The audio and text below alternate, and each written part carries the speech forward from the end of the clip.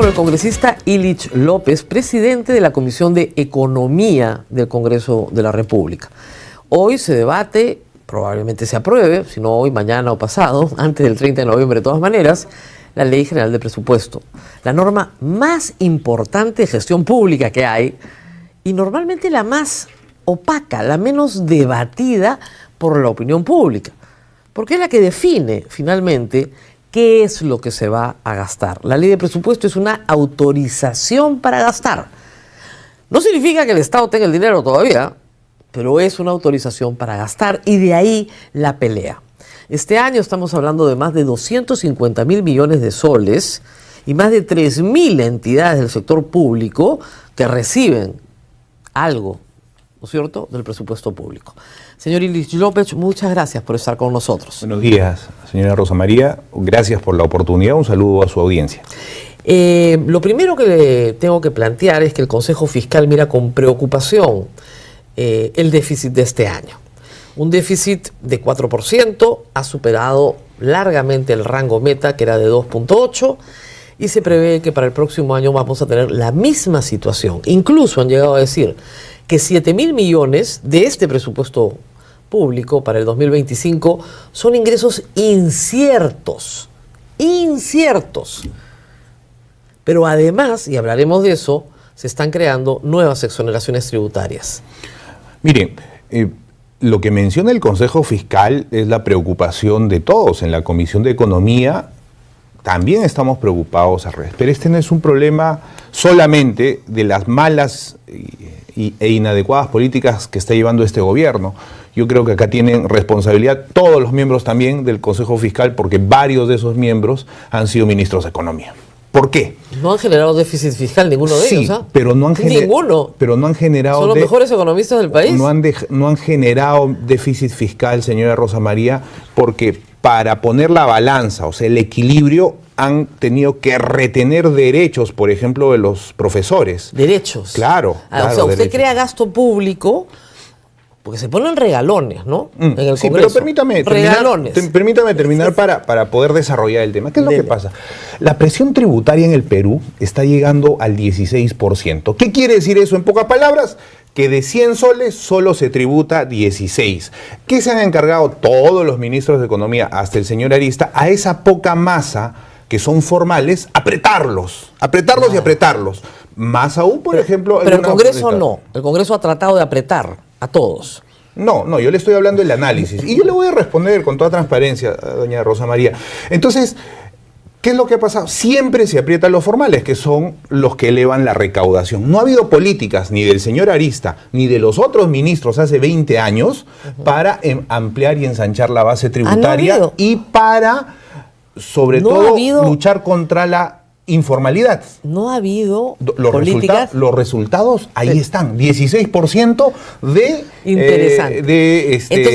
presión tributaria. Entonces, 16%. Por ejemplo, ustedes, para aumentar la recaudación del Estado peruano, van a prorrogar el reinfro 2 años más. Con lo cual, estas personas no tributan nada. No hay canon, no hay nada. Y mueven... La verdad, 10.000 millones de dólares. La verdad, señora Rosa María, en oro. Señora, jamás pensé estar tan de acuerdo con usted. La verdad, nunca pensé estar de acuerdo con usted, pero estoy de acuerdo con usted.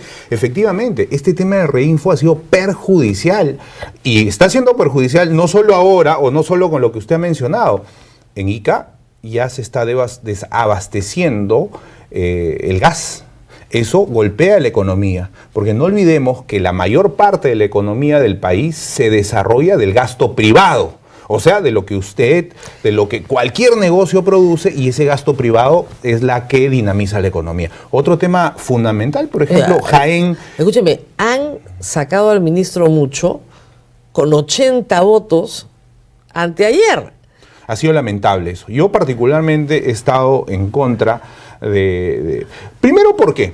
No porque defienda al ministro en este gobierno, porque en un momento de crisis donde la minería informal está golpeando, es un mal mensaje para el país que el Estado como tal, el gobierno, el Congreso, ¿no? Y yo soy defensor del Congreso, pero estos son los pasivos que también asumo con responsabilidad. Muy bien. ¿No? Ley agraria que acaban de aprobarla ayer en la Comisión Agraria, no sé si pasa también por su comisión, pero debería pasar por su comisión también, de nuevo exoneraciones tributarias al agro.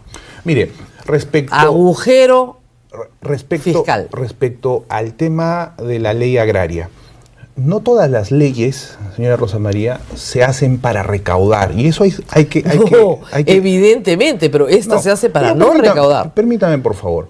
Estamos en un contexto mundial donde el Perú está en el puesto 63 de 67 países en competitividad, lo dice un instituto de París. ¿Qué quiere decir eso? Solo por encima de Venezuela. Entonces no se están generando las inversiones que deben generarse en el Perú, que son el motor de la economía en un 60%.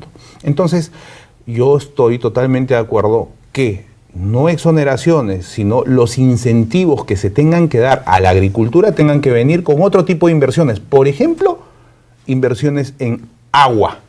El agua es fundamental para el desarrollo agrícola del Perú, de los grandes, pequeños, medianos y chiquitos, agricultura familiar como la que yo he vivido en el Valle del Mantaro, porque yo soy huancaíno.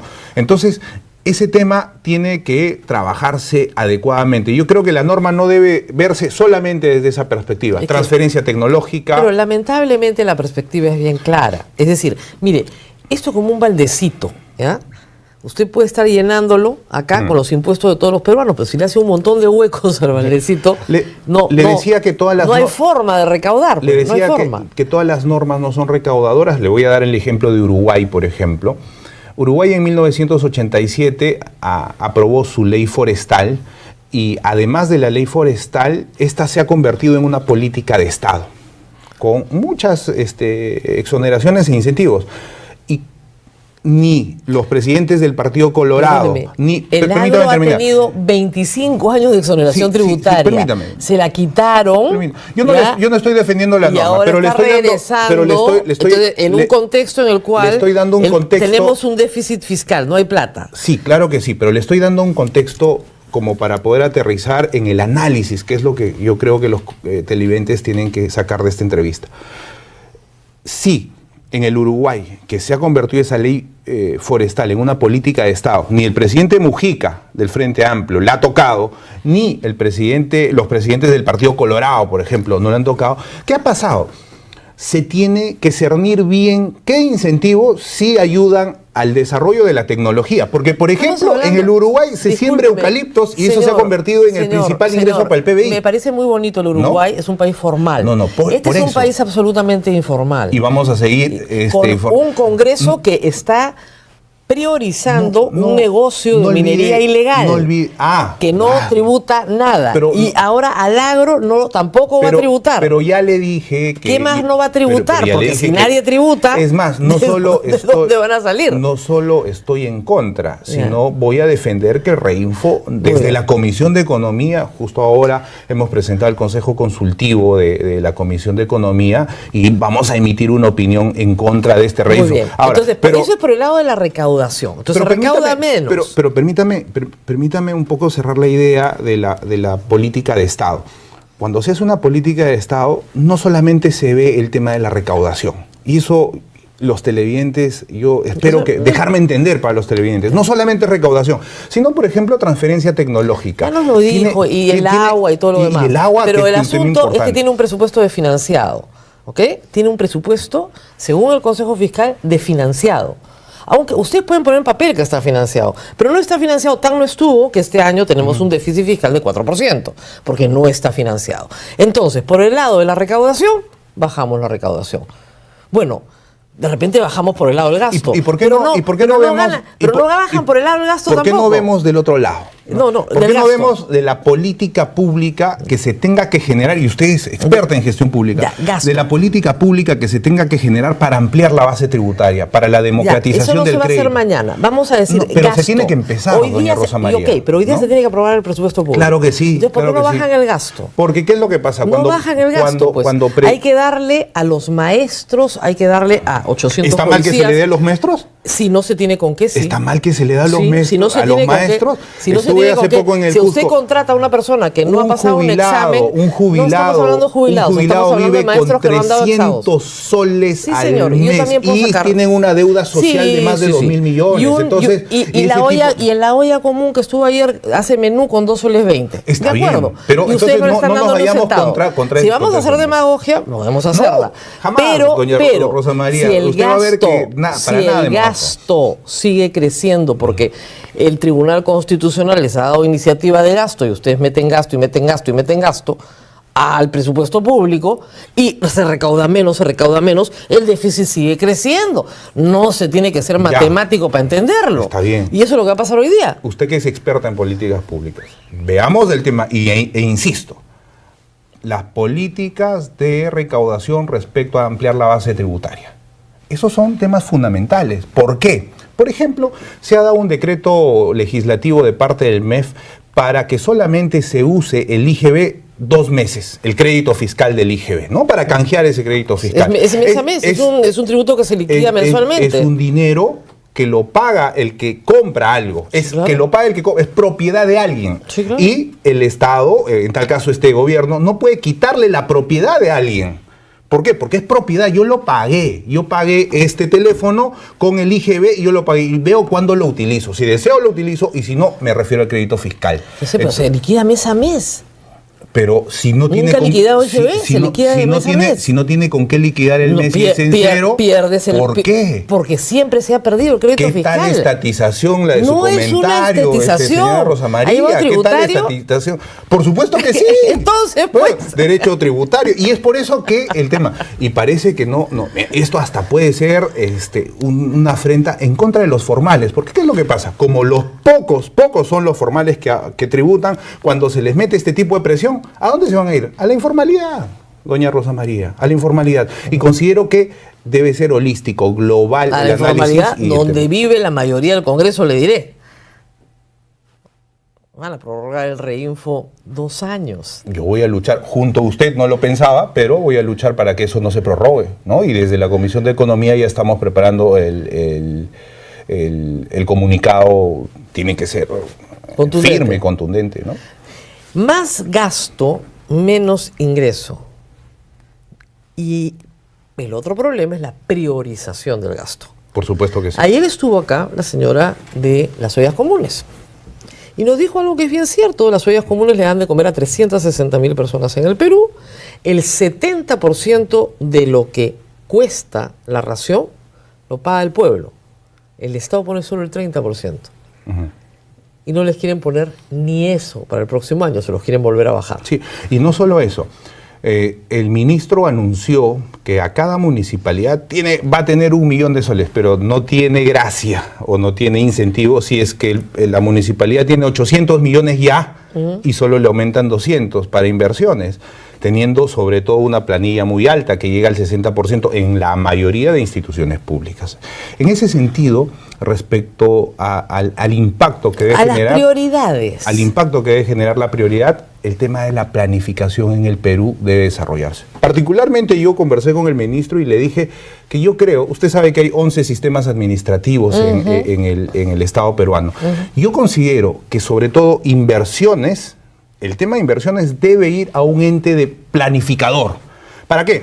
Para que no pase por la Dirección Nacional de Presupuesto, qué se gasta y dónde se gasta, para que no se gaste en parques donde se necesita desagües, debe haber un tema planificador, debe pasar por el filtro de la planificación. Y ese es un tema estructural que debemos verlo, ¿no? Siempre ha habido ese filtro. No hay filtro.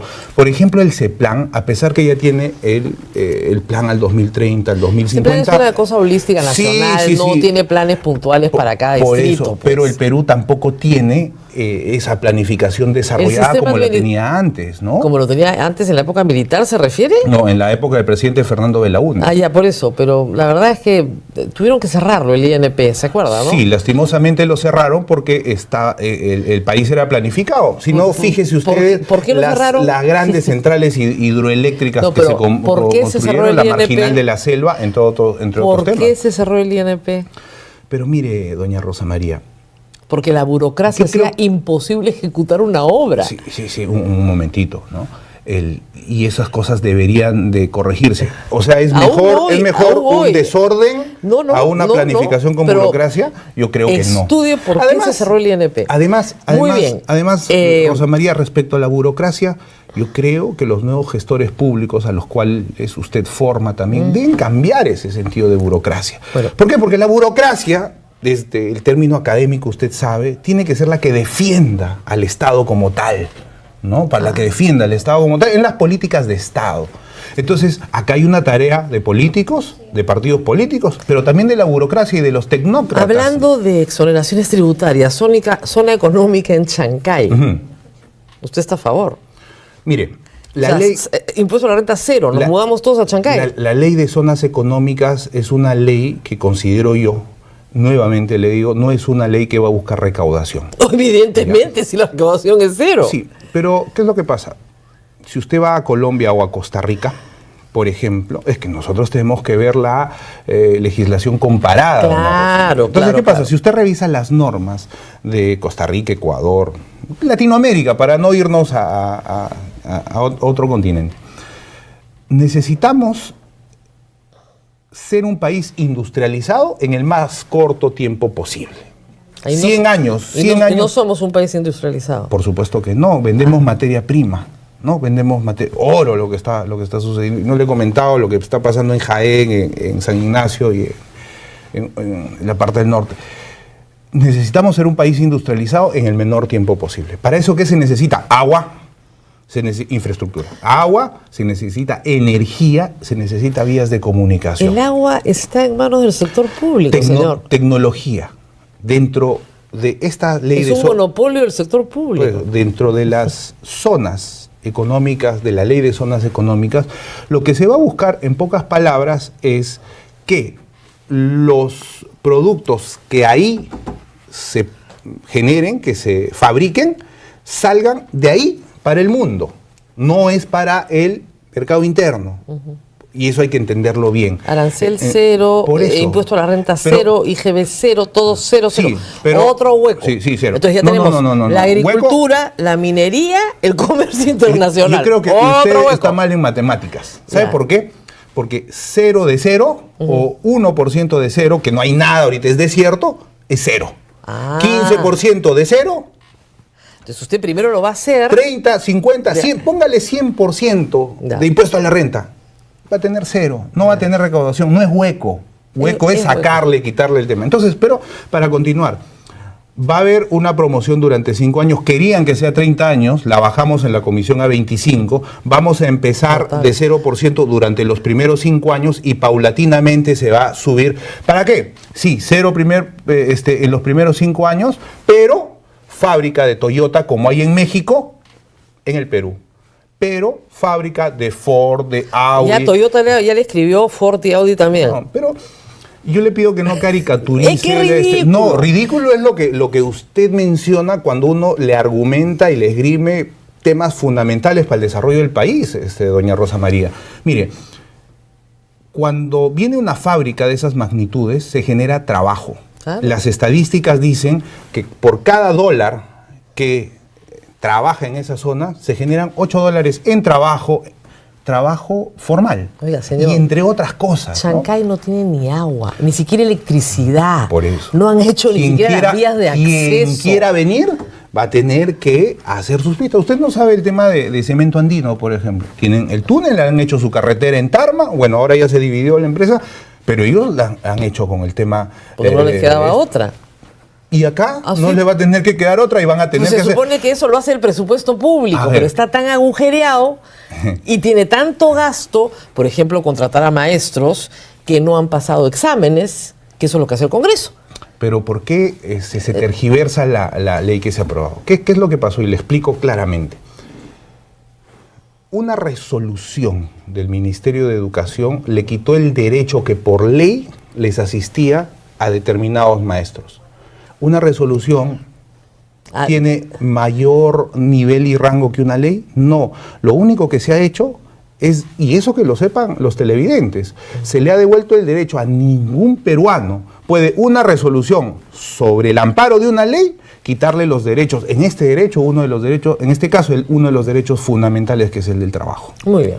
Muchísimas gracias, señor Ivis López. No hay viceministro de Hacienda todavía, eso es responsabilidad del Ejecutivo, que defienda la ley de presupuesto, la ley que manda, el proyecto que manda el Ejecutivo.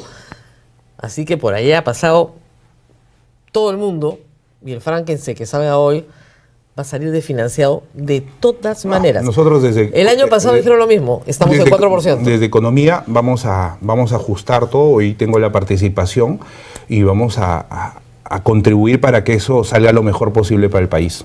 Muy bien, muchísimas gracias por haber estado con nosotros.